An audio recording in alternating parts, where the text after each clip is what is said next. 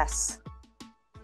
All right. We finished part 1 of the Jen and Triest, like absolutely Saga. insane story. I'm so amazed. You know, we have a lot of surrogate families and gestational carrier. Why do I have a problem saying that word? Say it. Gestational carrier, but you have to say it Sure. slowly and You're think being about very it. conscious If about I'm saying it fast, I'd be like, da, da, da. Yeah, I would say it. Gestational carrier.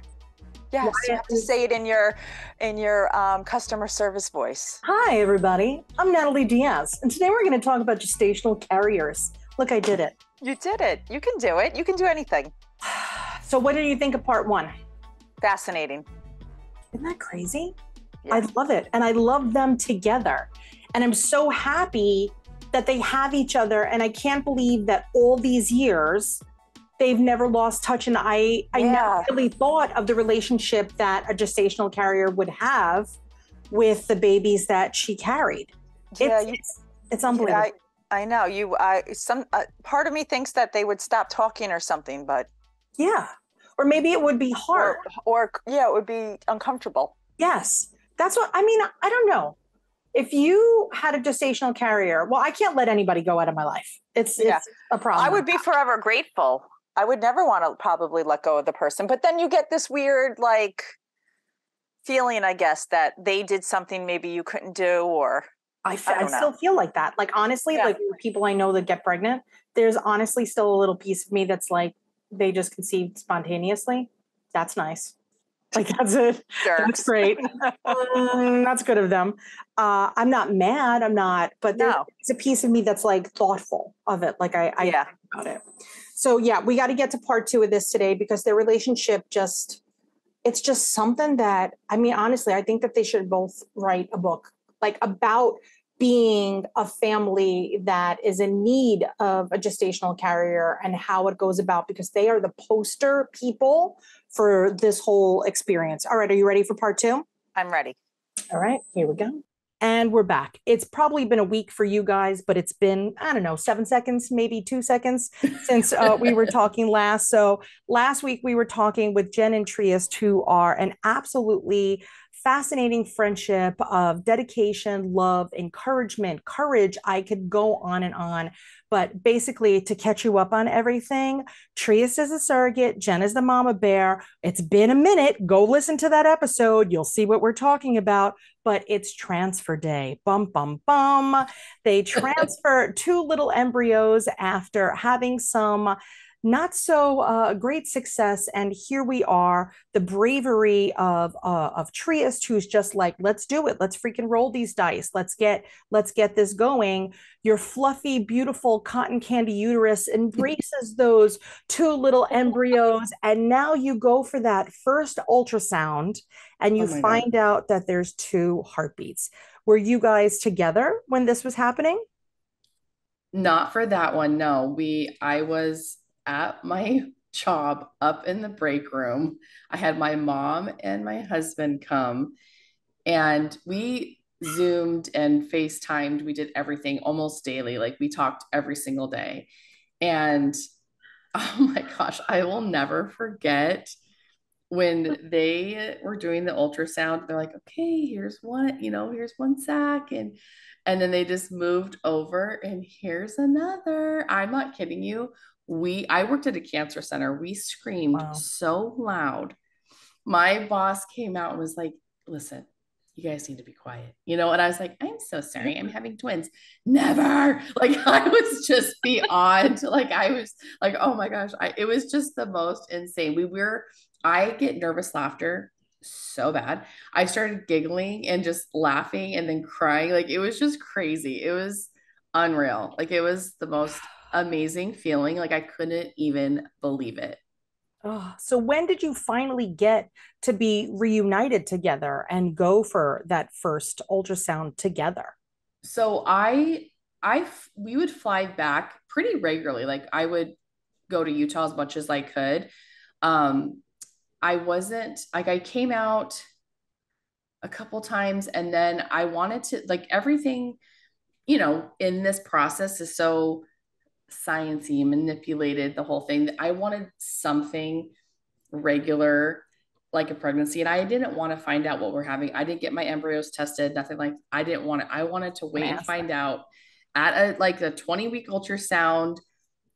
And so we flew out.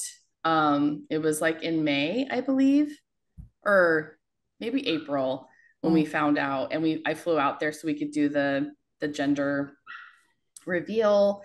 And oh my gosh, it was so crazy. And when we found out we were having a boy and a girl, like I lost my mind. It was amazing. I mean, another screaming, crying, laughing, nervous laughter in the ultrasound room. Like it was so amazing. Wow. Yeah. So I wanted, and I had my son with me too. Oh. I had because I wanted him to be as involved as possible as well. Because I had a little boy that was becoming a big brother. And I wanted him to, so I would like let him, when we would do like our ultrasound appointments or our doctor's appointments, when he was home, I was always making sure he was with me on the phone and like seeing things being involved. I was communicating with him as much as I could on his level where which he could understand. Yeah. But I mean, this was his life too. I mean, his life was changing. And so he was 1000% as involved as he could have been, you know? Wow. So yeah, it was a really amazing weekend for sure. Oh God, that's awesome. And Triest, this is the first little girl that you were carrying. So did it feel different? Was the pregnancy, because you had had singletons previous, how did you find being pregnant with multiples, first of all? And second, since you've never carried a little chick, did you feel anything different that you hadn't with all of your boys? You know, when that second little sac popped up on the ultrasound, I knew that it was a boy and a girl. I knew there was no, I don't know. It was one of those things that I felt it. I felt it, you know. And Jen was like, I don't want to get my hopes up. I don't want to get my hopes up. I'm just gonna, I'm going to be a boy mom. And if it's a little girl, that's going to be amazing. She didn't want to get her hopes up. And then we ended up going to fetal photos. It wasn't my doctor. We ended up going to fetal photos, like trying to fit in the last minute because something had happened with the previous appointment. And so we're all piling into this room, this poor ultrasound tech. It's like, no pressure. Yeah. But because I was like, there was something that went wrong. And I'm like, you find me an ultrasound right now. Like I am here. I want to know what I'm having. Like, I was like, I don't care. Like, seriously, finding somewhere. So like, we just, we're hunting for a place. Hilarious. So God bless those places. Yeah. For the God 3 days. Bless those places. Amen. Amen. They fit us in, and the first little baby that popped up, it was like, there's a turtle head. That's the boy. So it was like, yep. And then I was like, they were, trying to get the leg shot between the legs for the other baby. And I was just like, it's girl. Yeah. And because Triest actually said, she goes, I see two lines.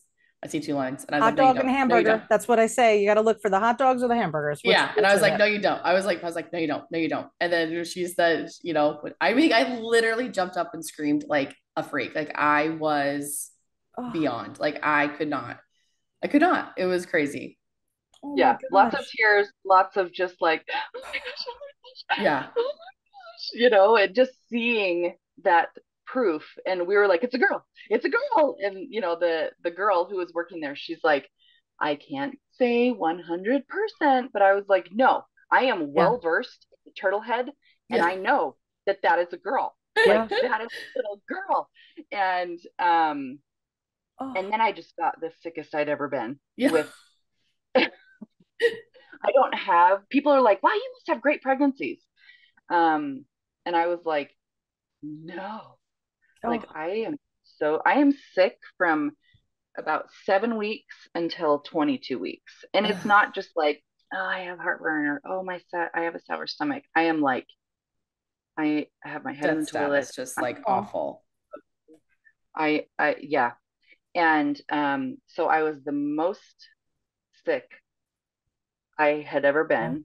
and have ever been, because Yeah. now that I've had 7 pregnancies and 2 sets of twins, I can honestly say that that was the worst. Yeah. That was real hard. Wow. And once I got to about that 22-week mark and started feeling uh less zombie-ish, Human-ish. Yeah. yeah, I definitely human-ish.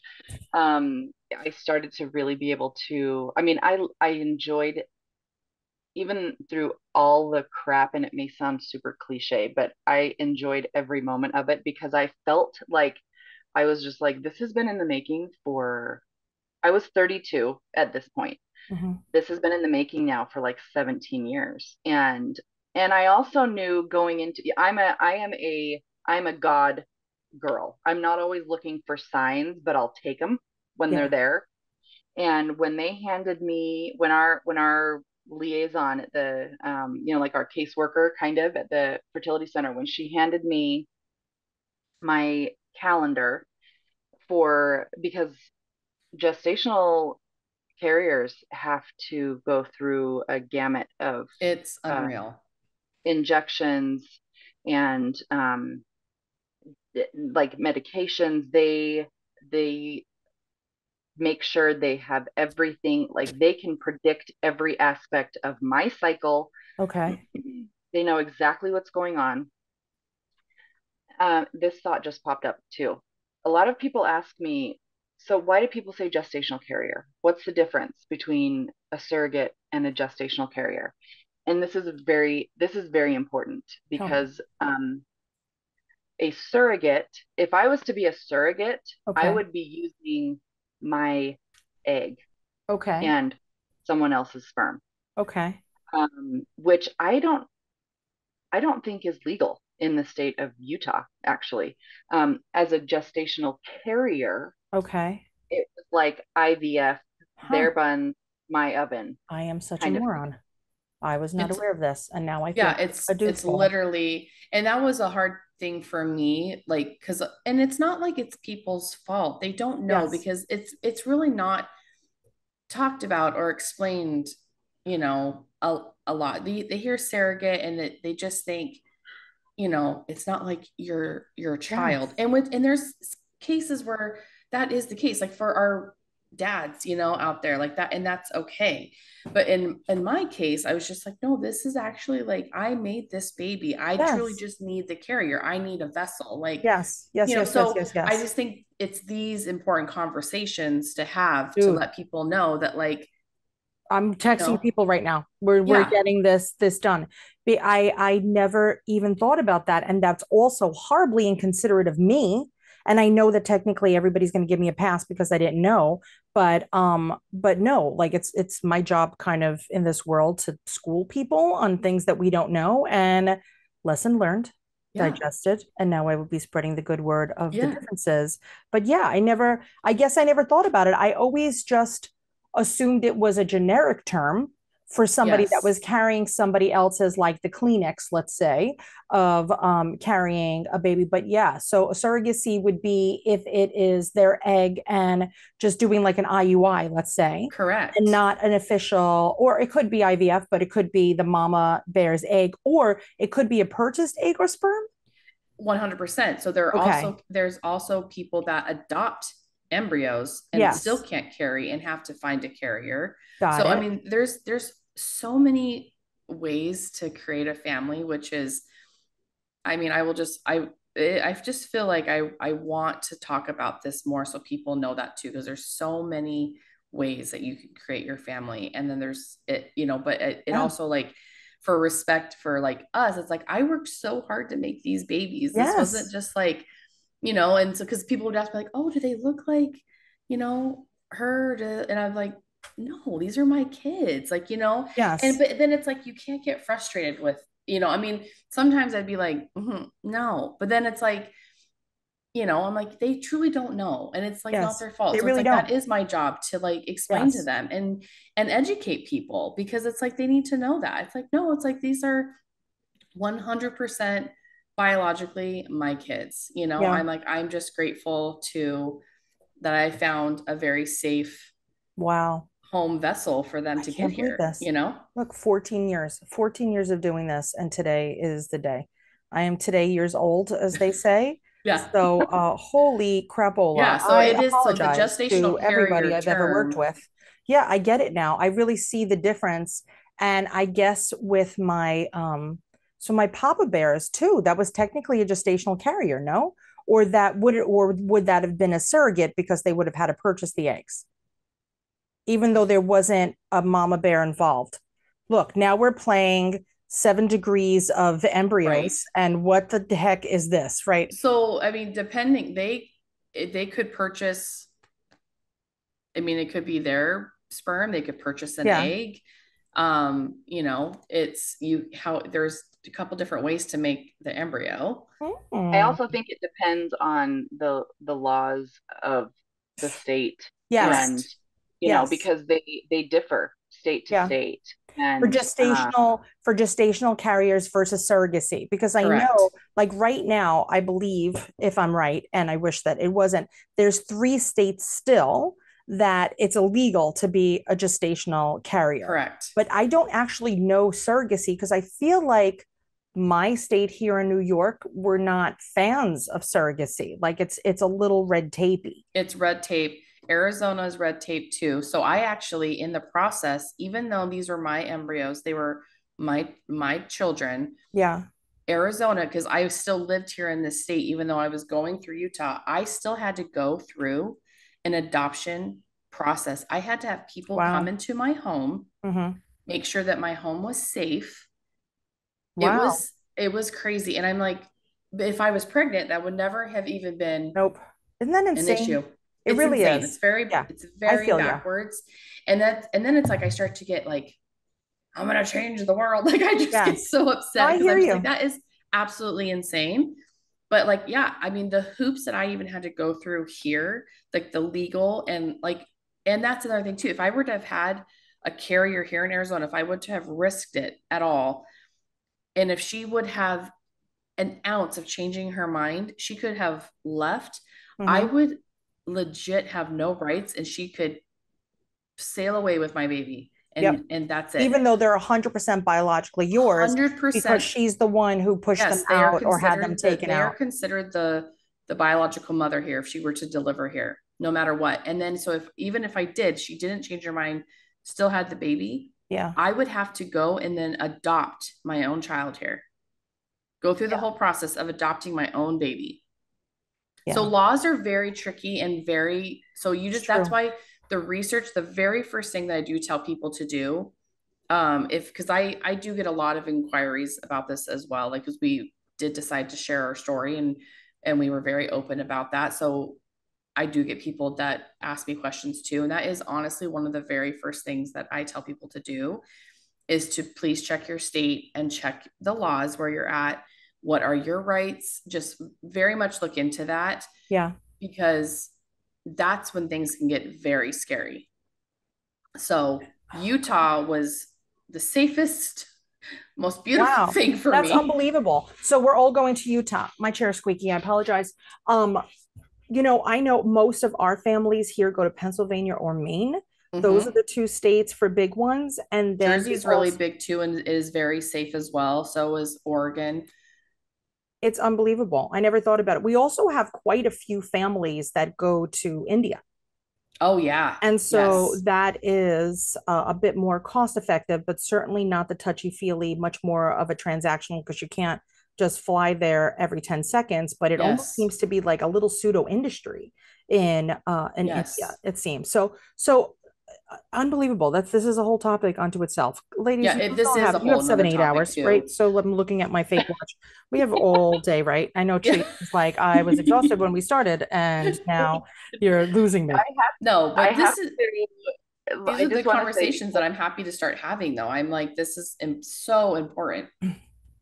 I love that. yeah. So Triest, when you were going into this, did you know all of that background? Because you're like, I'm 15, I see a magazine, this sounds cool, let's do it. Did you know all of the red tape and all of the controversy, because it's controversial too. And then you have families that are like, that's not real, right? Because those are the people that are telling me we're not a real twin mom. But I also get families, I'm going to also go on record and say, I probably said this once before too, I didn't feel like a real twin mom because I had IVF. Oh. And so for a long time, I had this weird, like, I don't belong here, like imposter syndrome within the twin community. And it took me a hot minute because Mother Nature was not a fan of the Diaz family. So we had to go new school Yeah. and have IVF to conceive my 20s. And I also like always think, honestly, if I didn't have two, Twiniversity wouldn't exist. And I'm not like, oh my God, look at me, I created something crazy. But we touch millions of people a week. Millions of people. Are you kidding me? So Yes. maybe, Mother Nature was like, that's not in your plans. You're not going old school. You're No, going to you're a just have to pioneer go in a here. different way. Who knew? I didn't even plan 100%. on that. For the record, my husband's like, oh, it's a nice hobby you have when I started Twiniversity. But I'm like, dude, somebody's got to unite us because this is ridiculous. Like, why It's are we all learning ridiculous. things It's the hard true. way? I feel like if anything, we we are soldiers working Yes. so hard to get these families here. Like we get the badge from go. You know what I Yeah, mean? We truly do. We it's truly true. do. So now, Triest, how did you feel when you were having twins? And like, how did this feel? Like, do you feel like, okay, I'm a twin parent? Because I will tell you, this is another thing that comes up in Twiniversity, which I'll tell you what our ultimate ruling is. And we do rule as a Twiniversity team, but we get our gestational carriers and surrogates that want to become part of our community. And then sometimes the moms who are kind of having kids organically are just like, I don't know if she should be allowed in here. And we're like, we didn't ask you. Yeah. We didn't ask you. Pretty much everybody's welcome. And they also get mad when dads want to join in. And we're like, I don't know why you think that 50% of the parenting relationship is less significant. Because if you keep doing that and then you want to complain about how nobody helps, here Yeah, we thank go. you. This is Right. why it's happening.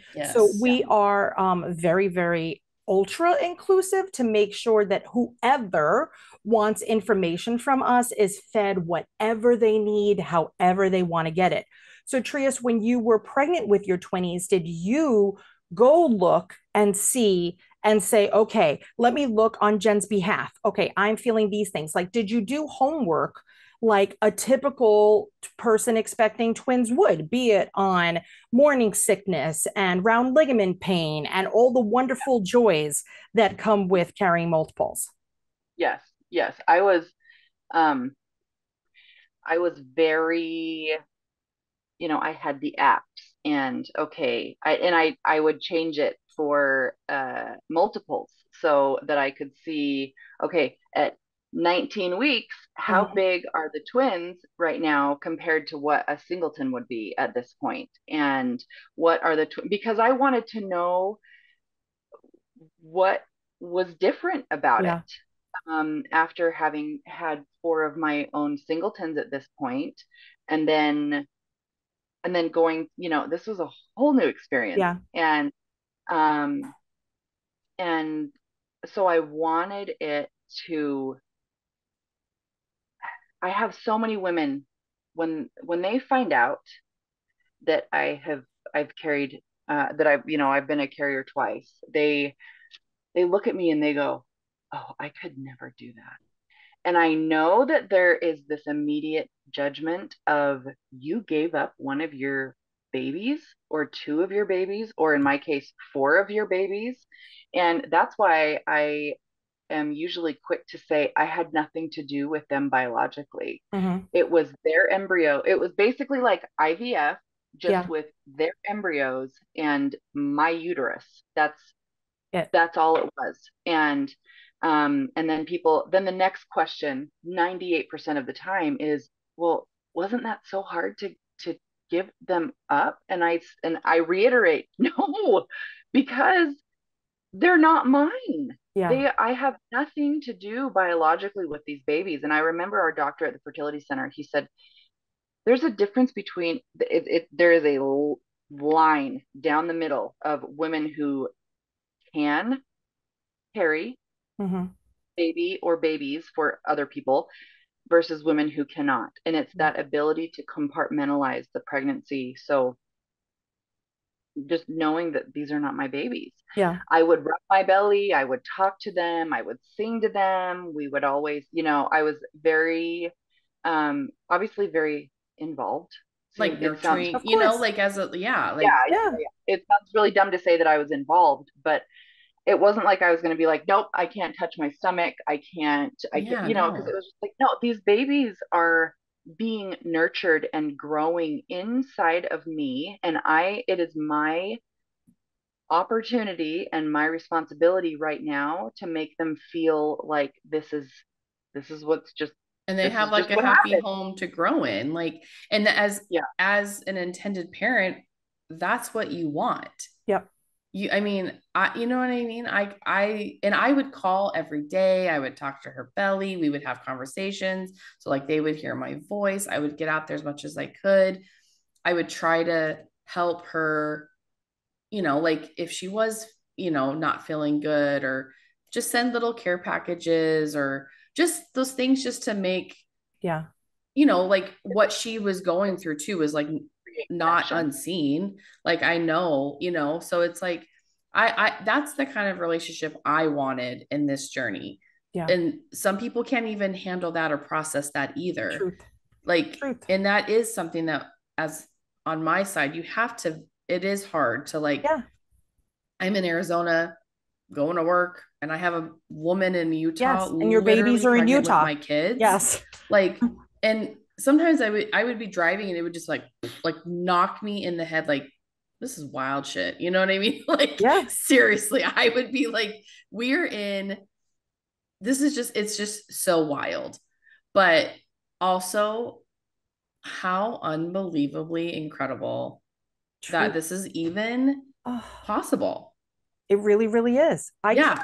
I am always fascinated.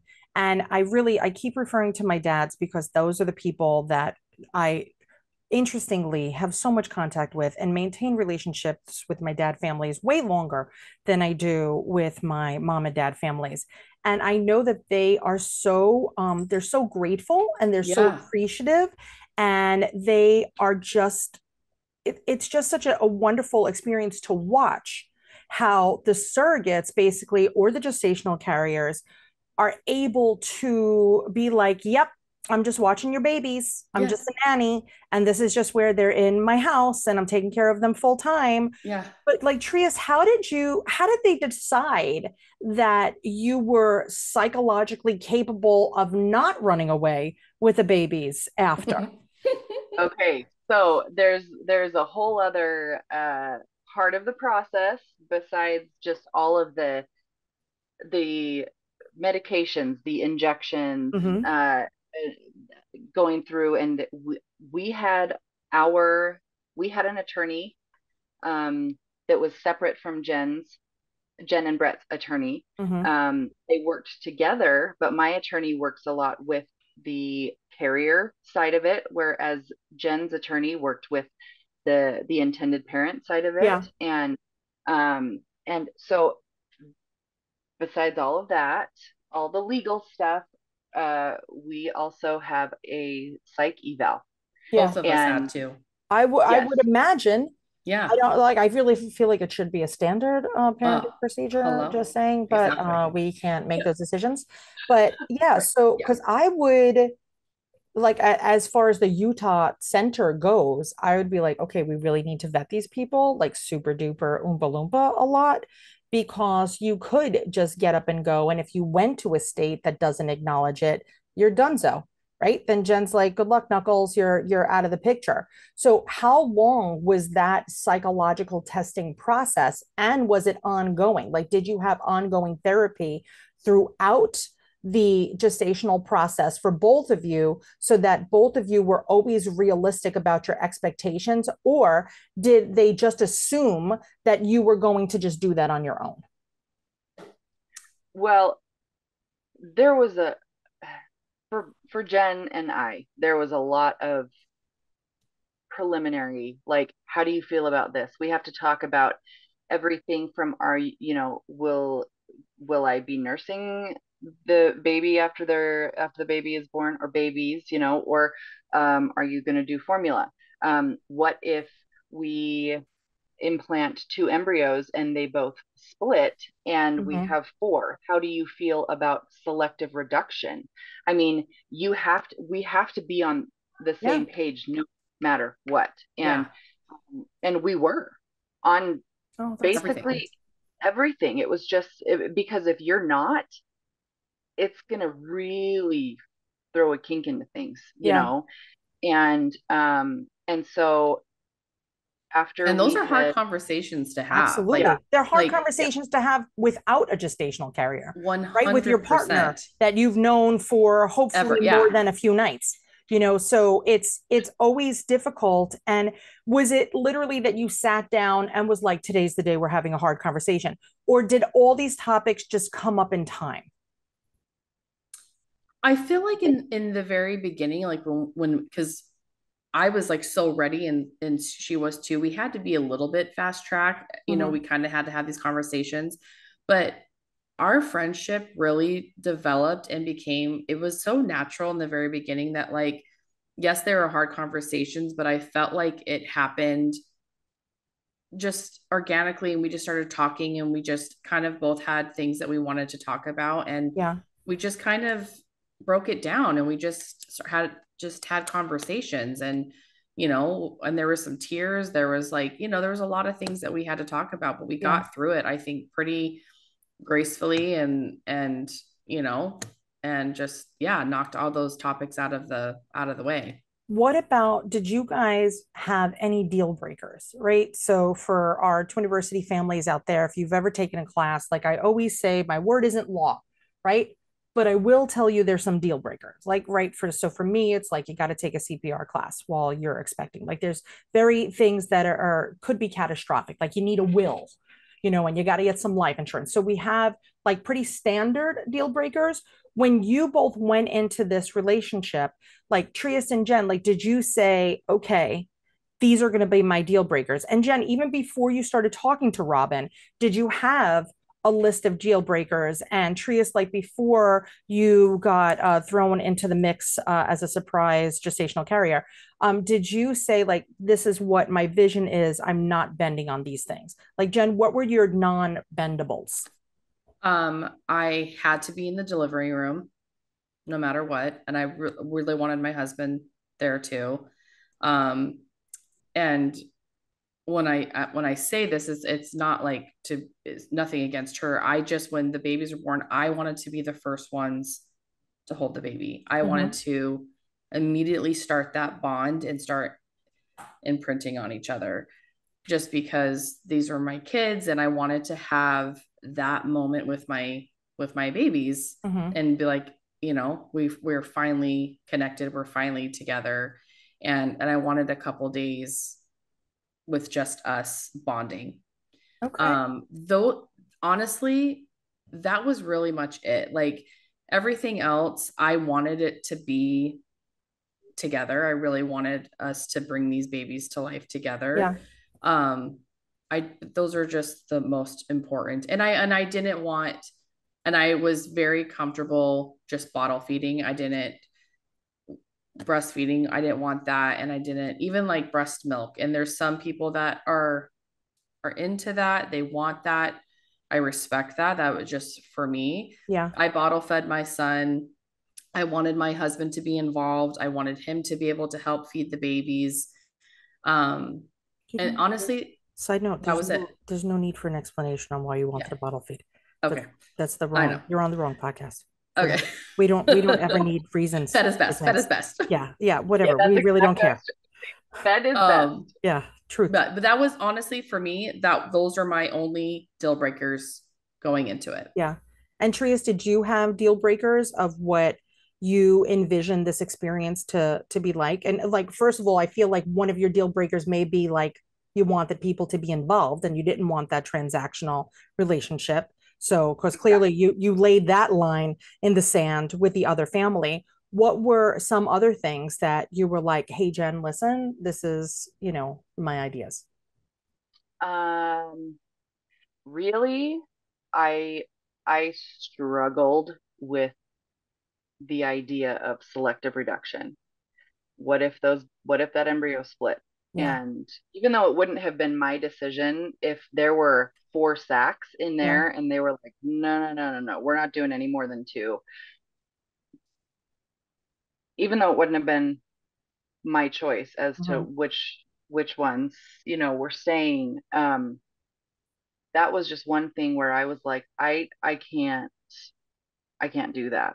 Okay. We gotta, and it was kind of this understanding of, we'll cross that bridge if it pops up along the way. Okay. And yeah, just I wanted to be able to watch these kids grow up, and I didn't want to insert myself into their lives. To my relationship, they're like, because people ask me, are they like your kids? Are they, do you think of them like, do you love them like children? And I'm like, no, because they're not mine. Yeah. But they're like a niece or a nephew. That's kind of how I feel. It's like, I love these babies. But they're not mine. And I love who they belong to. And I respect that. And we all had to do this, we're all in this together.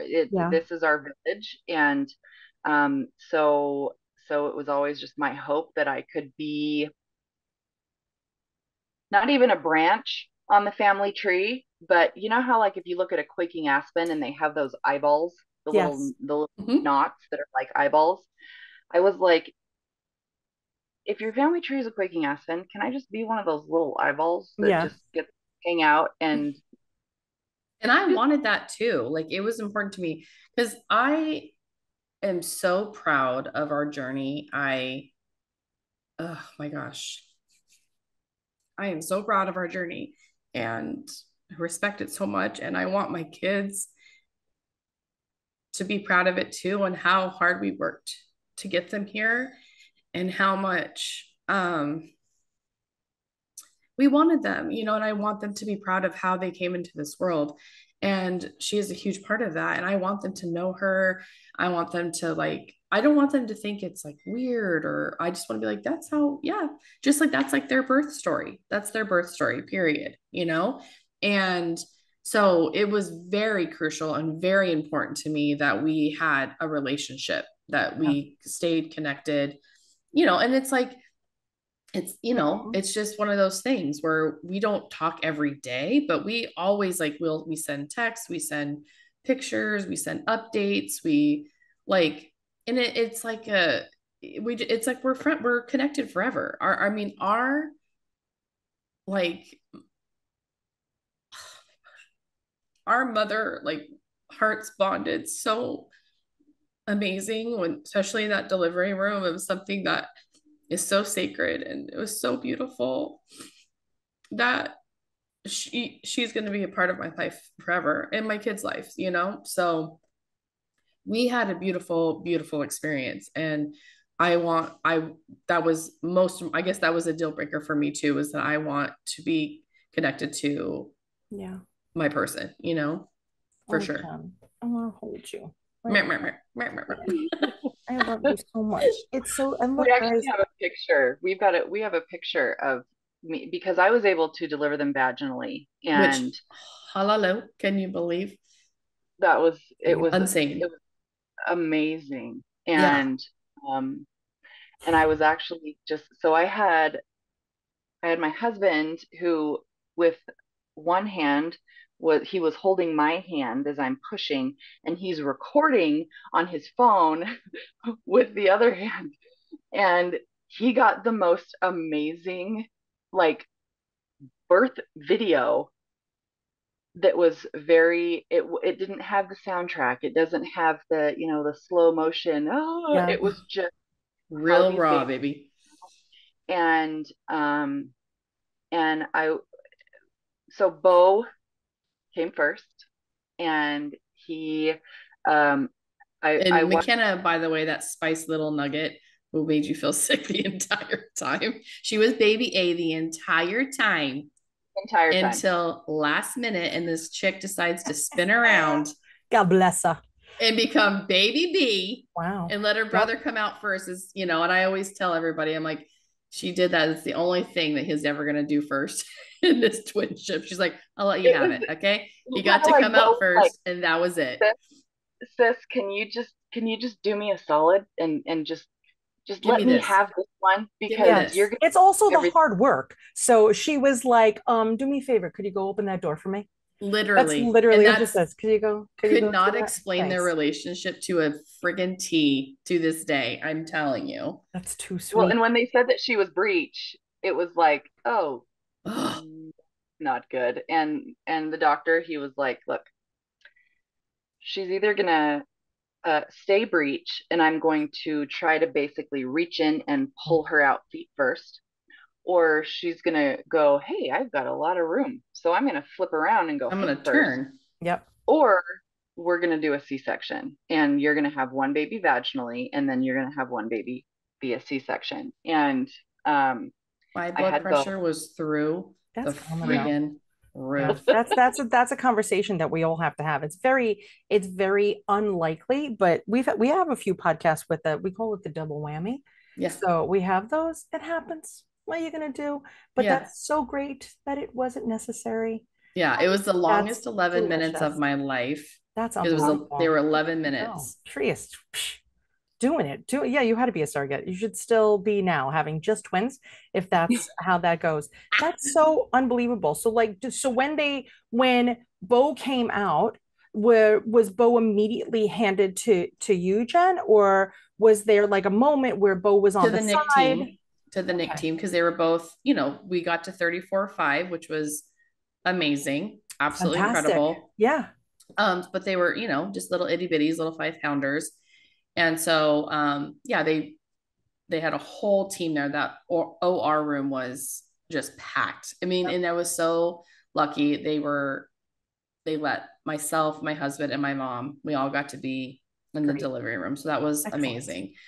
But yeah, so once they checked on him, made sure everything was okay, I got to hold him first.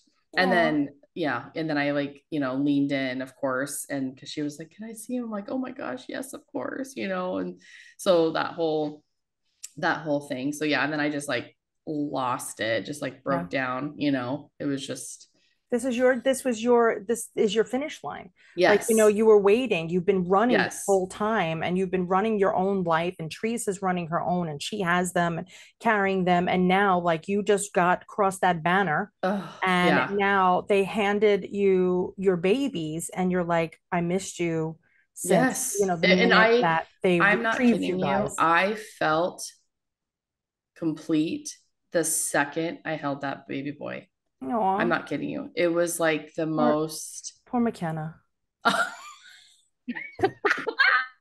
For real?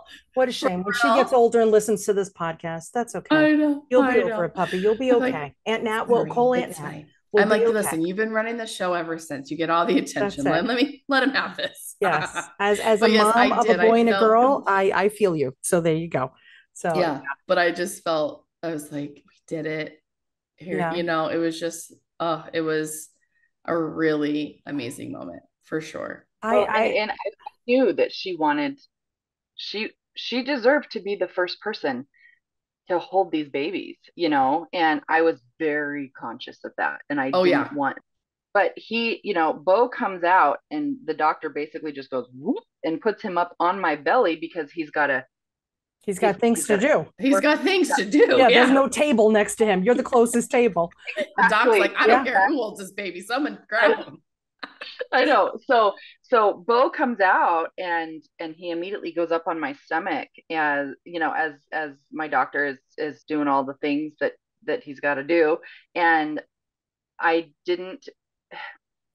when we're a mom, as soon as that baby goes from in to out, it's this feeling of just oh my gosh, give me this baby, I want this baby, and I was very much just I put my hands on him to keep him you know, he just went from itty bitty living space to, oh my God, you Yeah. know, and so I put my hands on him to just kind of stabilize him while Dr. Hogard did his thing. And I mean, and the Nick team grabbed him so Yeah. quickly too, but like your first, yeah, of course, like Yeah. you hold his back, you know, Also just that he to make doesn't sure. fall. Well, Also, like that's also like a 100%. natural, like, Yes.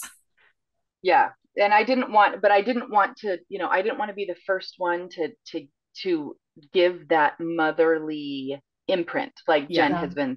And the same thing with McKenna when she came out 11 minutes later. yeah. They, you know, they had her on my belly, and I she had the cutest little back rolls and like wrinkles. And I remember seeing them, and I put my hand on her, you know, so I, you know, I had goo Yeah. all over me, but it was just like, this is part of the plan, but they go to mom. This Yeah. is Nikki's team's going to take them very quickly. So I was, even though I was the first to just touch them and have them on me, it was Yeah. more to go, okay, you're not going to fall off this Yes. Yeah. table or Yes. my belly. You're going to be with your mom in just a second. Yeah. You know? Yeah. Jen, how did you feel about that? Like when they were handed to her, basically, did you think, okay, yes, logically this makes sense because they're still attached to the placenta. So it's Yeah. not like you could be like, let's go here 9 feet. There is no like, you know, bungee cord I that didn't is attached. feel, I honestly, I was so like in this sacred moment of like watching another woman like push out your children and like help you in this situation. It was like, it was just all so beautiful. I wasn't, you know what I mean? And I'm not like that person like, don't touch my kid. Like it was Yeah. like this beautiful thing. Like we were just all in this together, like just loving these kids and loving these beautiful, perfect babies that we worked so hard. So I wasn't feeling like that at all. Like, you know Yeah. what I mean? Like, but, and it wasn't like they were put her underneath, like on her chest and like she was starting to like nurse or, you know what I mean? Something Yeah. like that. It was nothing like that at all. It was just literally just laying on her belly. She was holding her back and they swooped him up. And then, you know, I felt like I got that moment with Yeah. them 100%. I know I always ask if I could ask anything. I have a question for Triest. When they put the babies on you, did you have a moment that you literally said to yourself, like, what am I doing? No, 100, like no hesitation. Just like, these aren't my babies. They are Yeah. here. And Jen and Brett and her mom, Jen's mom, they were behind me. Yeah. And the elation, just these like exclamations of joy, and that I could hear that came from behind me when they put Bo on my belly. And it was just like, it was, other than It was like birthing your my, finish line too. Like I did it. I did it. yeah, it was Absolutely. the most, one of the most empowering moments that I have ever experienced, other than birthing my own children. And um you know, I was thinking about it because I was going back and watching the videos that my husband took of when they were born. And there's this one moment, Jen, that picture of our hands, was that Yes. between Bo and McKenna, or was that right after McKenna? It was between Bo and McKenna. Okay, that's what I thought. My husband took a picture. I'm holding Jen's hand. She's reaching forward, and my husband took a picture of our hands, and we are just, In it together as much as we could yeah, be, you know. I yeah, wanted to Of her to course. feel supported and loved and like I don't, you know, do as much as I could for her like in this situation. And that was really like I don't know. It's like I don't even have a word to explain. Like it was a very powerful moment for me that truly changed me forever. Like for real. It was a I beautiful could moment. imagine. That's so it's holy smack. I can't honestly, it's so beautiful. And I know that that feeling is not mutually exclusive to you guys, thank God. That other families have that wonderful just absolutely jubilant. I can't believe we're here. We've waited so long for this. And Yeah. for families that use gestational carriers, it is a very long marathon typically. Oh, It's not usually the first thing that people resort to, both financially, emotionally, physically. oh, There's so much that goes into that finish line is way surpasses anything that I could relate to. And I always say that everybody's heart is their heart. So please don't read into this that I'm saying that, you guys had the hardest relationship or that somebody else has it, because everybody's hardest oh, is their hardest. And absolutely. that just goes without saying. But there's a piece of me that's like, what an absolutely like selfless act that this is for Triest to be like, hey, my lady bits are working old school style. Sure, why not? Throw them in. Let's see what happens. Like it's so unbelievable. It's not like giving somebody a ride. I don't even want to give somebody a ride to the airport, for the record. Like literally, that's a deal breaker for me. Don't ever Same, ask girl. me to pick you up or drop you off. That's what taxis are You're like, for. absolutely Yeah, not. not happening.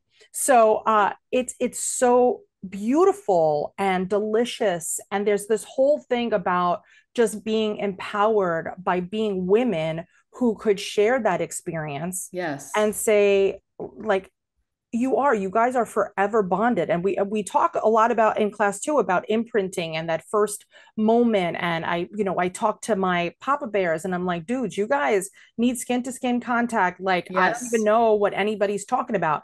So we talk so much about that. And this was you having those experiences, but you guys had such a wonderful relationship that you had the journey together We from the did. beginning. I've really felt like it was together. And I think that we were both mutually, we went in wanting that, because I did think big picture from the very beginning. Because I mean, because that was some of the questions that this psychologist talked to me about was like, okay, and if you're gonna start having conversations with your twins when they're about around 5 or 6 Yep. about, they're gonna start asking questions, which McKenna has started asking me questions, which has been interesting, a little difficult. It kind of, there was a question, um, the first response, she goes like, wait, you're not my mom. And that, because she wanted to see pictures of her in my belly. She was trying to understand the concept. Okay. But I was taught, and what I want to do is we're going in with complete honesty, and I'm just sharing the Yeah. pictures, and I'm showing Trieste, and I'm showing everything, and I'm just talking to her about it. I'm actually in the process of writing a children's book right now explaining surrogacy and how they became here, that because it is so important. There's not a lot of literature out there, especially for little kids, to help explain this Mm-hmm. process, because it is difficult and it's not the norm. And and even my son didn't see me grow, my belly grow, and he's getting a brother and sister. It was like a stork, like, cool, Yeah. they're here. So it's important to like explain that. So that's been hard for me, but also interesting, because I'm like, this is part of my journey and how to educate and Yeah. how to explain Of this course. story, even to my own children. Yeah. And so I'm taking it very seriously. And um, yeah, it's just Good for been, you. yeah, It's usually 5 is when everybody starts asking those questions. And yep, I was from the jump, I was always very open about my IVF. And yep. we actually had a picture in their nursery of them at 8 cells. And I so love it. that was their first baby picture because that's what we had, right? I So love it. instead of being like a weirdo and not talking about it, I also just wanted to be like, dude, if you have fertility issues, don't wait freaking 5 years like this jerk did. So like I want to just normalize it in my house because you never know what's going to happen 100%. for them. And I never want them to feel like, oh, they couldn't do something or whatever. Yes. Well, and So I want to normalize I like love their that. birth story. I love that. I Yeah. do. I do. So now how do you explain your relationship with Trieste? Like when they're like Trieste, do they have like a special name for you or like how does that work now? So I mean, if we do FaceTime or do our calls, like I always have them come in, they say hi, they know who she is. Like she's a familiar face. We don't have like a special name. That's, they know that's who she is. Yeah. And now that they're getting older, I'm showing pictures and it's very interesting. I've talked to him about it and he's like, cool. And it just goes and leaves. McKenna, you could see the wheels turn. Yeah. She's literally processing. She's thinking about it. She's trying to connect the dots. And like, that was the thing. Like I showed her a picture of her pregnant, in Triest's belly. That her first question, wait, is she my mom? Because that's like the Yeah. normal. Makes sense. And I was just like, no, I'm your mom. And, and honestly, like, I have to be real, like that did like kind of punch me in the gut a little bit, but that's not her fault. Like, she's just like, she's learning. And that is my job to teach her and to, so anyways, yeah, we've just been having those conversations about that she was, like their vessel to get Yeah. here, Yep. and as they get older, they're going to start to understand. And, in this book that I'm working on, the concept is about growing a family in a garden and needing seeds and love and soil and so it's going to be beautiful. And I'm very excited about it. And I think I it's am going to too. be awesome. Yay, Yeah. I love it. So for those families that are out there that are listening and they're starting to consider this as their option, Jen, what do you think is the number one tip that you could give somebody? And I know I'm putting you both on the spot, and Trace, I'm going to ask you the same thing from your side, so get ready for that. But Jen, what do you think is the number one like thing that you would tell somebody that's starting this adventure? Like looking back on the past 6 years and the triumphs and sadness and of everything that's happened. What has been your takeaway that you're like, oh, I should have done this first or second or third or fourth? Like, is there something that, or it doesn't have to be something you didn't do, but is there something that you did that was like, this was monumental and it made the difference? I honestly think research is key. Like I was mentioning earlier, that I really think researching laws in your state should be the number one, because at the end of the day, you want to have a beautiful story, but you do have to protect Yeah. yourself. You do. That is very important. In each party does. So that would be my number one, to be like, make sure that you are researching laws and that you are protected as a parent, Okay. because that is, you're wanting to have your family and you need to make sure that you are protected. That would be my number one. And then just, yeah, making sure that you are finding the right team. So you have to have a fertility team. So no matter where you choose, there's phenomenal fertility centers across the nation. You need to find the one that is a good fit for you. And if you Mhm. have to go and meet with a few different doctors, that's okay, because you are going to be locked into these people True. for a while.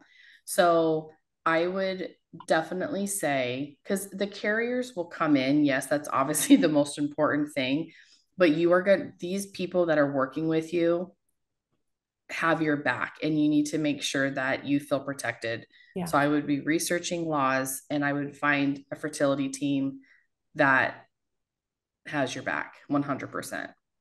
Unbelievable. And Trias, what do you think is your biggest piece of advice from your side of the table about, receiving a family and, interviewing a family, and how do you find the right one once you know that this is something that you want to do? I feel like it needs to be said that for anyone who is even looking into becoming a carrier, it's okay to say no, if you don't feel like it's a good fit. Yeah. If there is something that just might feel a little bit off, or you're kind of questioning, like, oh, do we, are we really seeing eye to eye? Also, as a carrier, you don't have to just bend to the will of the intended parents. You know, it was my body that was doing this, that was, you know, and we had to think about that. I mean, we had the conversation with the attorneys, with the psychologist, because, you know, my husband was there as part of the, you know, during the psych eval, and I had to have life insurance because they were very honest and just said childbirth and pregnancy is a risk, Mm-hmm. you know, and there's always that chance that something might happen. And are you prepared for that? And are you, you know, so be willing to have the hard conversations, of course, but you want to find the situation that you want to be comfortable, Mm-hmm. because not only are you physically going to have people all up in your Mm-hmm. lady bits for a long time, but um, you need to make sure that your journey is something that you are going to be proud of, and something that matches your, you know, your values, Yeah. and how you see things in the future, um, and just be patient. I just have to. I mean, you got to be patient, because it's Yeah. not. This is not a drive-through. You Yeah. know, No. this is not. It takes. I learned, yeah, I think we learned a lot. You learn a lot about yourself in this journey. It's like a lot of things come up, and yeah, you just have to.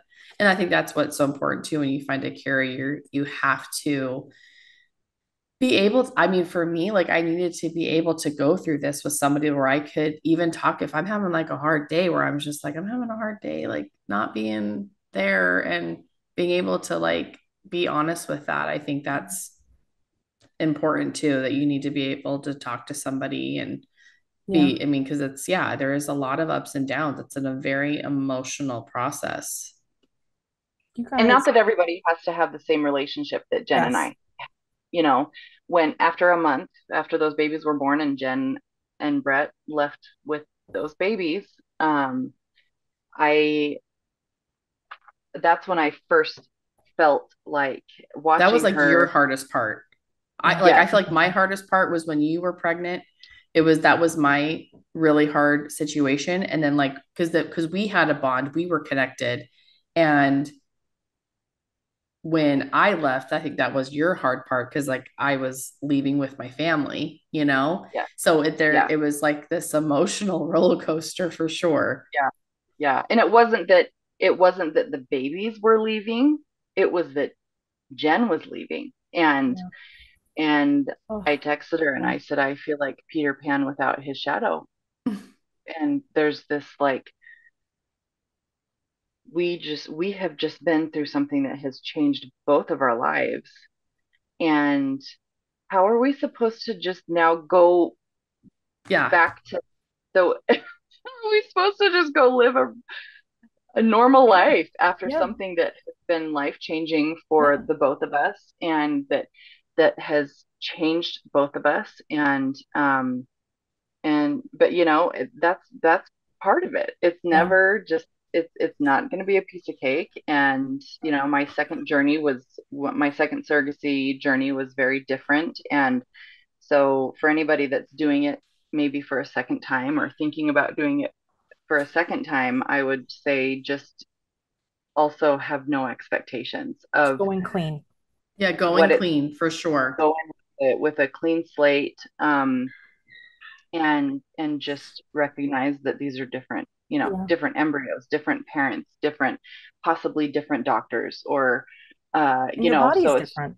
Your body's different. yeah, After every pregnancy, your body's different. So yeah, everything is going to change every single time that you do that, just like you would for your next child. You know, it's yeah, unbelievable. Ladies, honestly, I'm so floored.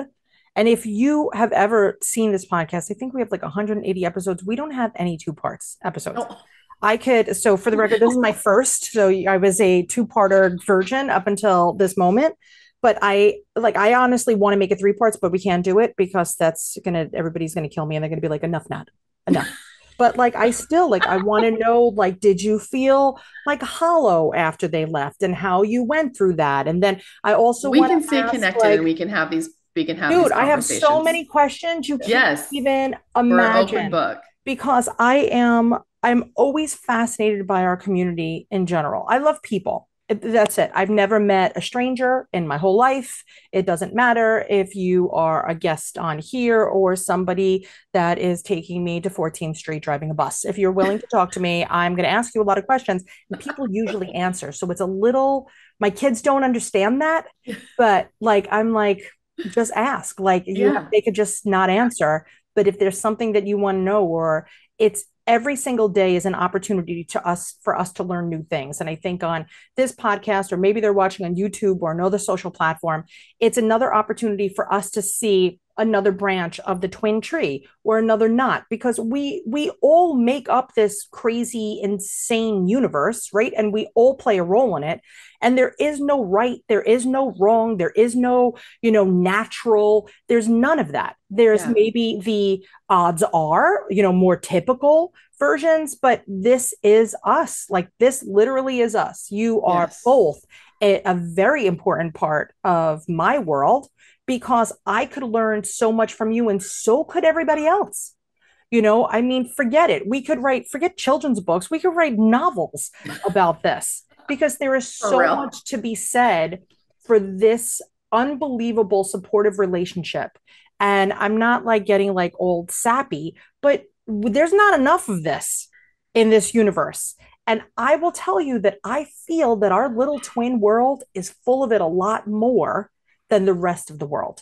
That we are, in general, a much more inclusive, accepting, society that's like, we've been through some stuff. Oh, it's like I see other mom.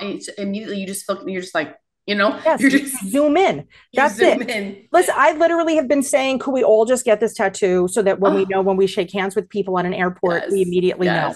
And then I also feel that the universe puts us together. And I am not like a very like hocus pocusy person, but the amount of twin parents that I meet is just bizarre. Yeah. It's just unreal.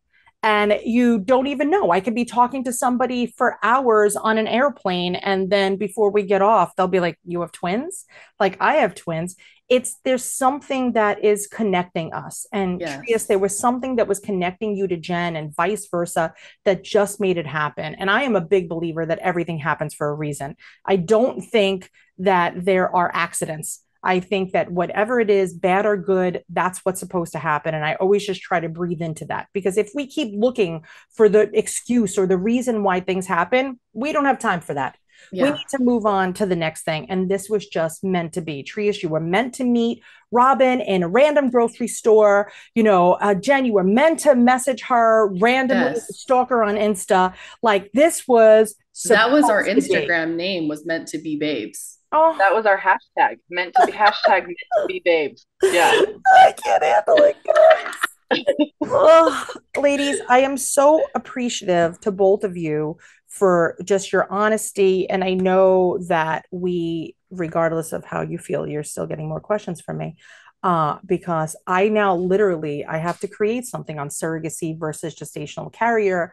And there's so much more that I want to put up there. But we do have a ton of information on Twiniversity specifically for gestational carriers and surrogacy, even working around like family medical leave and all like the little things that you might be starting your journey and not even know where to start. I always want to say that we should have like a button on Twiniversity that says expecting twins, start here. And then it takes you to the branch of how are you expecting your twins? Yes. And then from there, but everybody says people only click twice and then we lose them forever. I don't know who says that. So I can't ask this giant poll when you come onto Twiniversity, but there always is this common ground where we meet, because whether you're expecting via gestational carrier or yourself, there's still preparation that needs to be done. And there's 100%. Still things that we have in our control, regardless of where our fetuses are living. It doesn't matter. It really doesn't. There's things that we have to do, and that's where we have our common ground. And you also have the stress and anxiety, whether they're right below your belly button or whether they're in another country. There's still the same stress and anxiety, no matter where they are, because these are your puppies. And no matter, it doesn't matter. You're still going to be freaked out about it.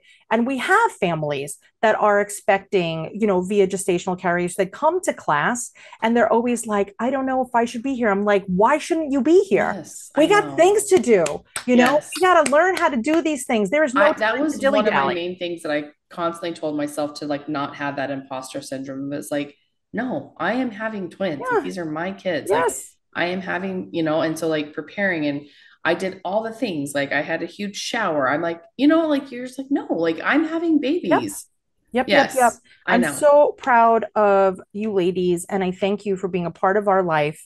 And just thank you so much for joining me today. Thank you for having us. This has been amazing. You are amazing. And I've Incredible. been following you for years, and you were my first introduction into twin life. And so just this feels very full circle for me.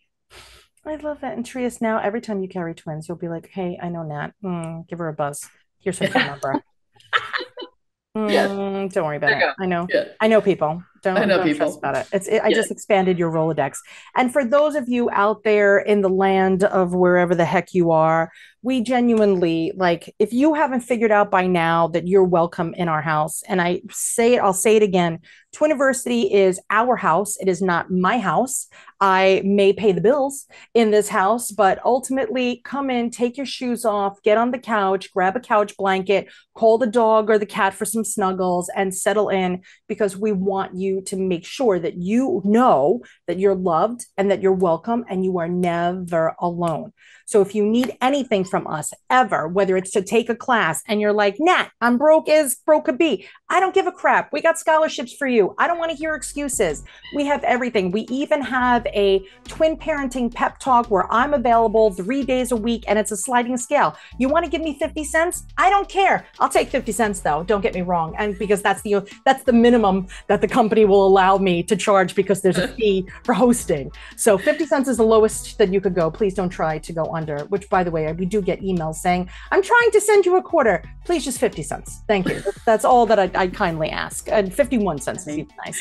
But it's available. We're always here, no matter what the issue is, no matter what the question is. If I don't know the answer to it, guess what? I know who does, because this is what I do. I am this crazy little connector. I am the bird that's leaping from family tree to family tree, and I know where to find the answers. So understand that while we have Jen and Triest, which we're totally adding to our old school Rolodex, they are now part of our family. And you know that if you've listened to this podcast for a while, we got a big old family. So welcome to the family. And if you need anything, email us at community@twiniversity.com, or we're literally just Twiniversity on any social platform, because the word didn't exist before we did. So it was pretty easy to get that. So until next time, guys, thank you so much for watching. Like, subscribe, blah, blah, blah, all that jazz. Until next time, see you later, alligators. Thanks.